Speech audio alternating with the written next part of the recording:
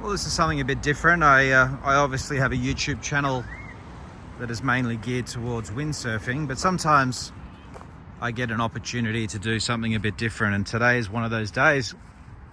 I've got some family friends that I've known since I was a child that have moved to the Southern Highlands here in New South Wales, and they've moved into this community and met just about everybody in here. And one of the residents of this town is a very famous singer that a lot of you will know.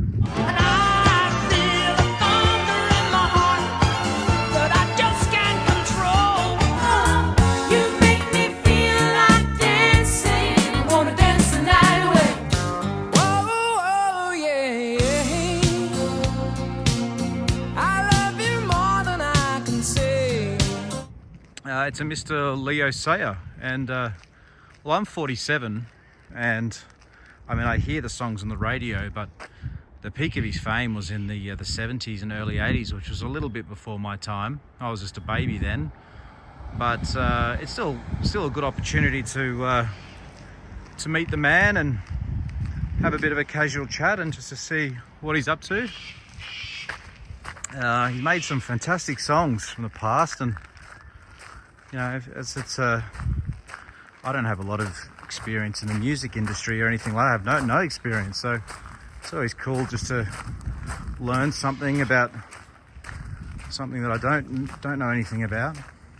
So Leo has very kindly said that I could come over and have a bit of a chat.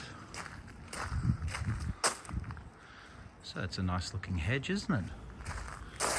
So where is he? There he is, the man himself, Leo.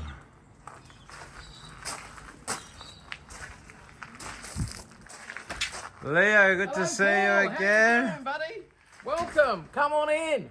Packing cases all around. Yeah, and for anyone who's watching this video, Leo is about to embark on a big UK tour. Yeah. So I have to fly to London on the 2nd of September in 2 weeks' time from here, and then all over the UK, and then I rush back at the end of October, literally last day of October, and straight up to Hervey Bay, where I'm doing a big festival up there. So, mate, it's a bit of a workload. After that, I can sleep, you know. So thank God for that. So I'm a busy boy. When was the last time you did a tour of this sort of magnitude? About 2 years ago, yeah. Okay. 2-3 years ago. No, 3 years ago, yeah. Yeah. In fact, I think the poster's here. Oh no, that one's 2019. Yeah. Sorry, amongst all the bits and pieces. But you know, I usually go over about every 2 years to the UK, and do a big tour there. And COVID sort of messed us around, because I think what happened was 3 years ago, there wasn't a lot of confidence for people getting back to work, and also, you know, trying to find all your crew and all your musicians and everything when they'd all gone everywhere. You know, it's like every trade, I think, suffered from the COVID blowout, as it were, I call it, where all of a sudden airline stewardesses and everything had found they were preferring to work in bars and they didn't want to go back to the airline. So the world was a mess, so we couldn't really get it together.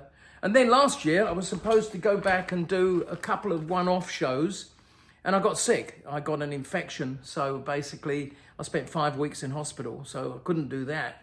So basically, it's my first time back to the UK for 3 years. Wow. Yeah, wow. Looking forward to it though. It's always nice to go home. And that's obviously, for anybody that doesn't know, but that's where you've come from. Like you come from England originally. Yeah, I come from a little town between Worthing and Brighton on the south coast of England near the English Channel.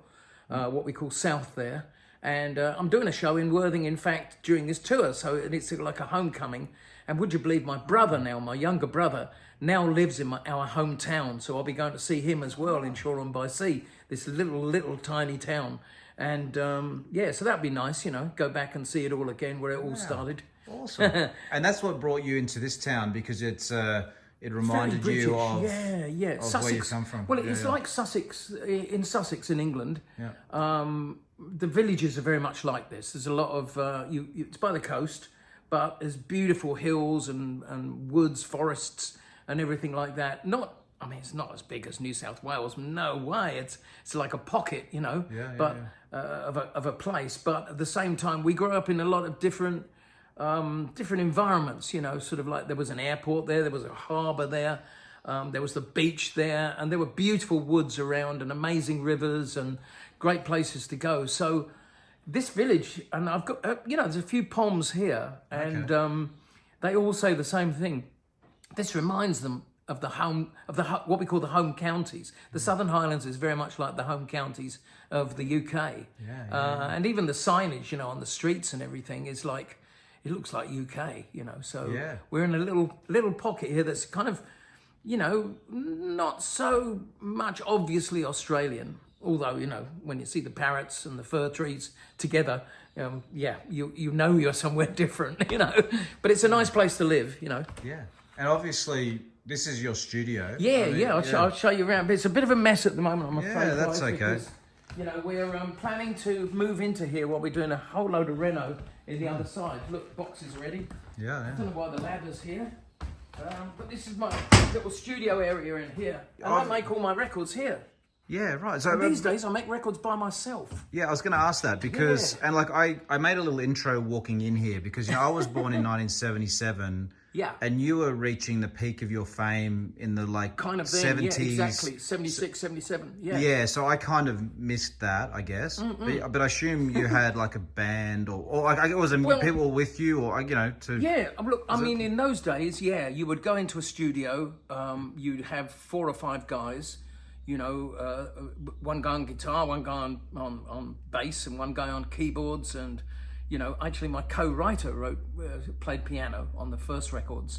So you'd go into a studio, into a facility, you'd have an engineer and a producer behind the back there. I mean, they're all people I work with closely. But at the same time, it was a group effort, you know.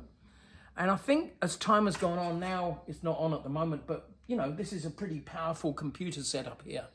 So I can basically play these keyboards and I can manipulate guitar sounds, drum sounds, bass sounds, keyboard strings, you know, synthesizers, everything from a one-man operation, just from sitting down here and doing it all here. Oh, the telltale chocolate bar, which shows I work here. But it's amazing. But yeah, in those days it was very much a kind of group activity. I mean, I suppose you know, I still do that on stage. I mean, I have 4 guys who play wonderfully with me. We don't use any tricks. You know, you'll hear about lots of people miming or sending in stuff from tape like backing vocals or you know, even playing along to a record. But we don't do that. We're about the interplay of me and 4 guys. And that's exciting. I mean, I have a band here in Australia, a band in the UK, split it at the equator. So I have a manager in England and a manager in Australia. They put it all together. I mean, people don't realise it's like an iceberg. The pre-preparation for everything we do starts about 2 years in advance. And there's so much to do, you know, you've no idea. It's a kind of, it's a huge operation organising everything. I've just had my tour manager onto me this morning, the Australian one, and we're planning some concerts up in Hervey Bay or a big festival up there. So we're already doing the logistics for that, 2nd of November. And it's almost too late to change anything. So, you know, we're locking in everything now for that with the Aussie band. Can I ask, like, because as I was walking in here, I was thinking you've had a million interviews. Oh, God. And, I mean, well, tonight I'm doing the UK. And I'm speaking to the Sunday Times, the Daily Telegraph, the Sun newspaper. I hate speaking to those Murdoch people, but hopefully there'll be good questions. And I'm doing all of that between 6 and 9 o'clock for the next 3 nights. So I've got to plan it early. Donatella has got to make early dinners and everything like that. It almost probably comes to a point where you just say all your answers on a tape and go, here, they're all the answers are there. The problem is that it's so hard now. I mean, you know, we all know about the cost of living. I mean, everybody watching this is going through how we're going to get to the next week or how we're going to get to the week after that. And concerts are a luxury, you know. So to go to a concert, see an artist, especially if you've seen them before, is like, oh, do I want to do that? Can I afford to do that? You know, so that's the gamble. And on the other side, we guys need to sell out to make money, you know, so we've got to do everything we can to put bums on seats, as they call it. So basically, when the PR guys say, can you do this interview? I have to say yes. I can't, I get bored talking about myself, honestly, but that's what, you know, that's what Part creates of the interest. Yeah, so then the newspapers, the radio stations, I've just done a whole load of radio stations I spoke to by Zoom, and you know, configure this. It's the opposite time. You know, sort of 11 in the morning is 9 in the morning here. So sorry, 9. What am I saying? 7 in the evening here. So basically, you know, you're an opposite. You know, I mean, it is kind of fun working with the other side of the world, because when we're in winter, they're in summer. And Christmas comes and we're in summer and they're in winter. So the opposites are good. But you have to get your timing right. I'm endlessly going onto Google and saying, it's 9 o'clock in the morning in UK. What time is it in Sydney? So I've got to get my sums right, because they never tell you. They never do the work that I do. Yeah. No, and like the other thing I was curious about, because I mean, there's not many people that reached the heights that you did in the music industry. Yeah, it's 4 or obviously 5 decades, yeah. Super rare thing, right? But like, what's it actually like for someone who reached those heights? That fame doesn't last forever. No, you know what I mean? It goes through phases. Yeah. So what's that like? I mean, it depends on what kind of animal you are, really. Yeah. I think that's it. I mean, I'm 76, right? And I've seen 4 generations of my career. You know, starting in 1971, 1972, the first songs were being written, and we were recording them already in the end of 1972, releasing an album in 1973. Now, that's a long time ago. Yeah. This year will be 50 years old, the most popular album that I did in Australia, Just a Boy. So, you know, that's having its 50th anniversary now, because we were in the studio in 1974, or 75, was it? No, 74, around this time of year. But look, I don't understand it, but I'm still ambitious. I still think that my best record is ahead of me. And I don't know, I'm driven, you know, and it depends on what kind of person you are. Because a lot of my contemporaries, honestly, will just go through the motions and be happy to kind of celebrate their past. I mean, I have to go through the motions in some ways, because the audience want to see all the old songs. You know, this tour is being called Still Feel Like Dancing. Bloody terrible title. But you know, that's how they market it. And you can't blame them, because really the audience that comes to see me in the UK, okay, there will be some young people and there will be some first-time listeners and people who are interested, but mostly, you know, interested because they've seen the publicity. But mostly they're all my contemporaries. They're people from our age group or just below me, say in between their 40s and their 60s.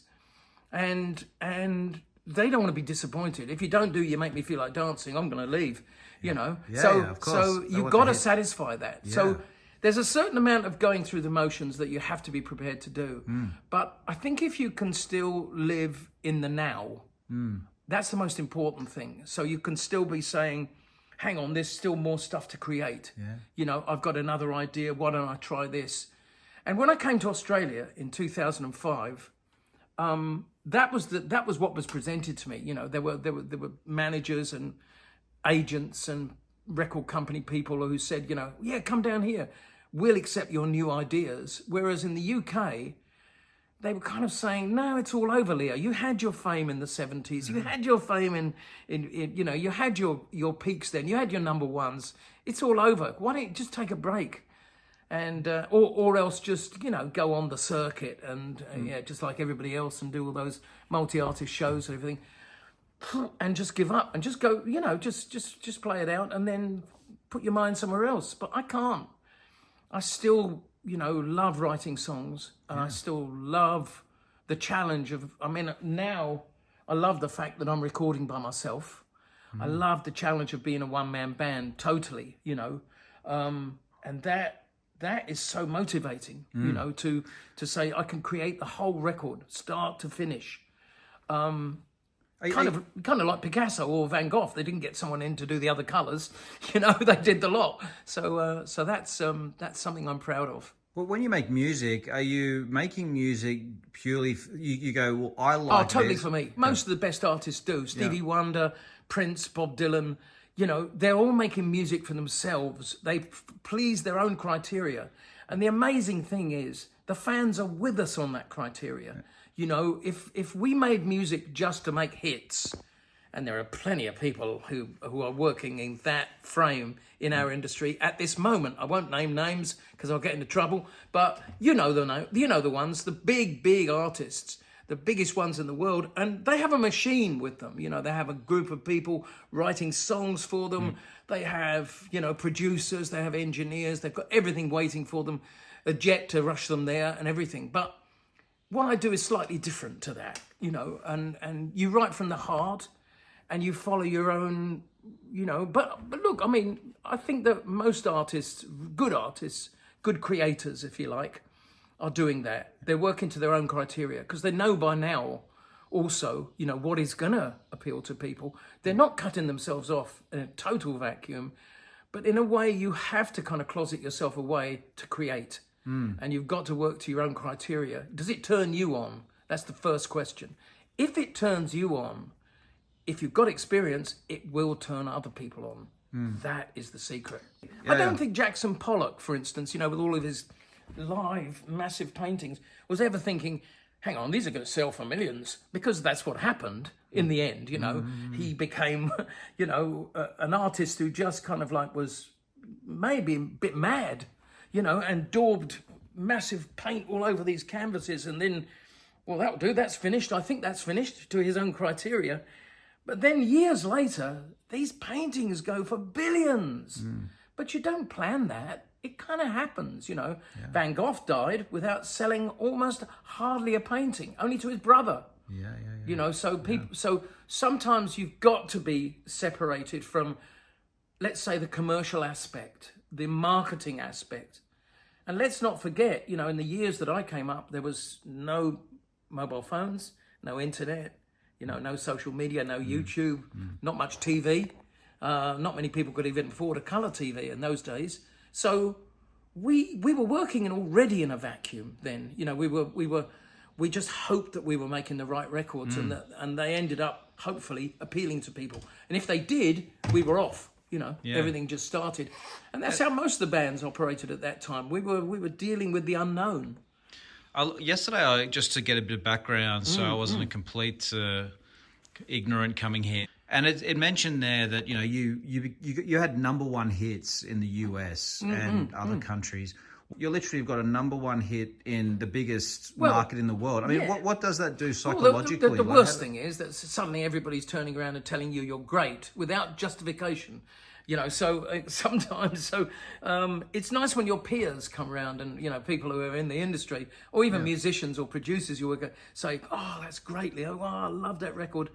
That's really nice, and you can absorb that because it's professional, you know. But it's very strange all of a sudden when people in the public think of you as a god or something, you know. That's very weird. But fame is also success.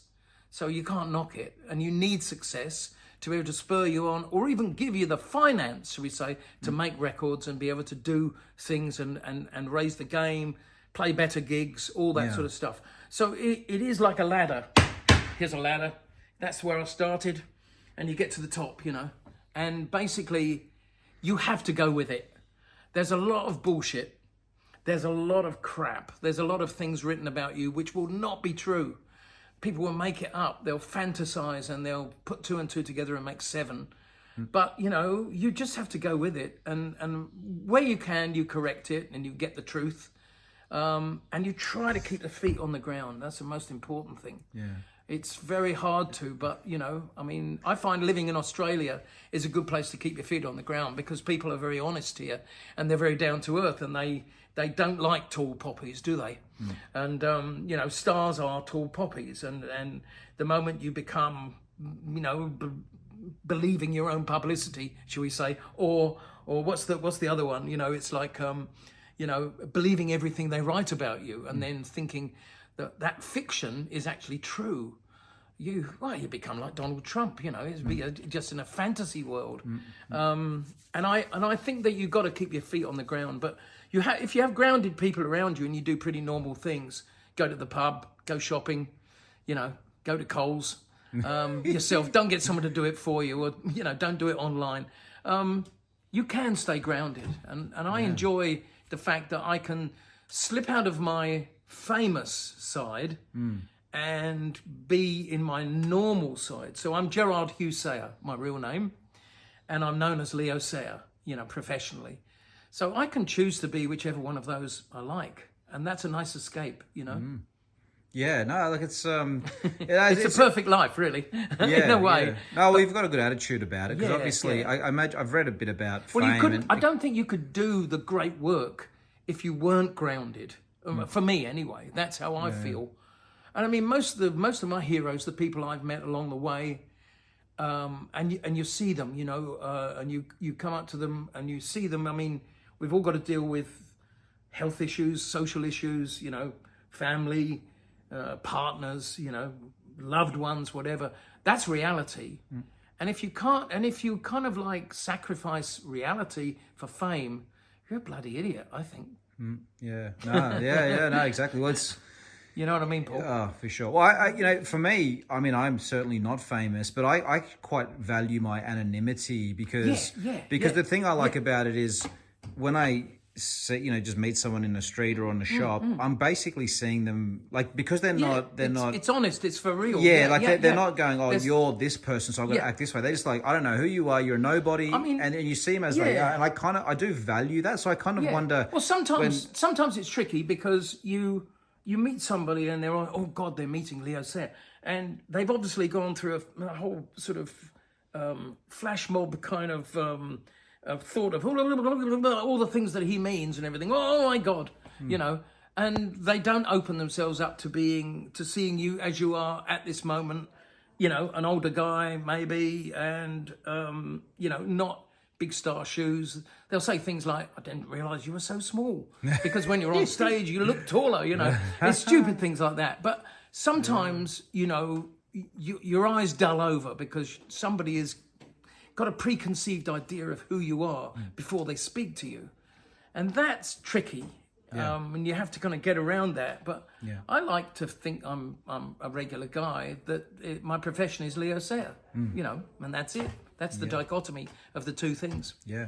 I have to ask, because this channel that I run, it's got 95% windsurfers on. I know, you fit guys, I can't even swim. Yeah. I nearly drowned about 5 times, and Donatella saved me one time. Oh, wow.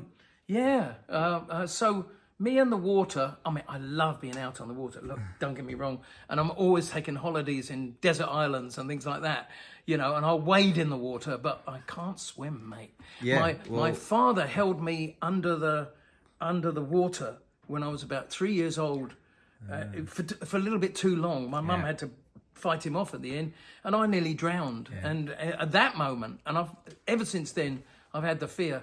I so admire windsurfers. I mean, watching the Olympics, the guys were out in Tahiti, I believe, or French Polynesia. Well, that was the surfing. Surfing, And the windsurfers were in the bay, of course, in Marseille. Yeah, outside Marseille.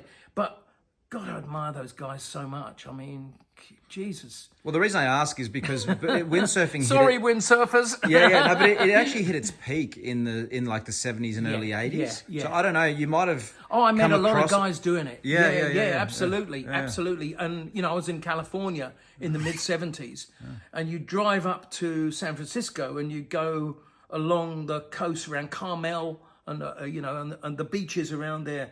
My God, you'd see amazing things. Feats of like impossible things going on, and it's great. It's like, I mean, my ex-wife used to do what is it called, parachuting. Oh, okay. What do they call it? Paragliding. Oh, okay. Where they really do it skillful. They have those aerodynamic things. Oh, like steer. Oh, hang gliding. Hang gliding. Yeah. There you go. Yeah. But it was No, she'd do it. It wasn't actually in a machine, but she was kind of. She was just sailing, and to see that, and I thought, oh my God, I couldn't watch. It's too much. Yeah. And look, I know we have limited time, so I'm not going to sort of go on for hours, but for someone that may have dreams as big as yours were, or has the ambition to make music, if you had to give maybe the biggest piece of advice that you think would help, and maybe something that you did that you think, well, don't do that. You know what I mean? Like maybe. Yeah, Can you? I didn't always listen to myself. I was very much swayed by other people. I think that you've got to look inside your heart and follow your heart. If you've got a design in your mind of what you want to do, stick with it. Don't let other people persuade you to do something different. You'll learn from other people and you'll adjust your dreams, because they'll tell you what's possible and what's not. And they'll also maybe give you some good advice. But honestly, stick with the original plan is the best plan you've got. You know, if you've decided to go to Coles, don't go to Woolworths, go to Coles. Yeah, cool. And like maybe something that you look back and think, well, if I could do things, I'd do it a bit different. I mean, is there anything? Oh, I don't think so. No, I think, I mean, I made plenty of mistakes and signed away my life in the first contract. But basically, you know, we all did that. Yeah. You know, that's it. You can't get back. It's not worth looking back. Don't look back. That's the thing. Keep moving on. Well, that's also good advice. Yeah. Thank you, Leo. Cheers, brother. I really appreciate your time. Hello to everybody out there. No problem. Yeah, I'm sure Thanks there'll for be lots of people watching that'll be happy to see you doing great. well. So go well, Paul. Good on you, mate. Look after yourself. Cheers, everybody.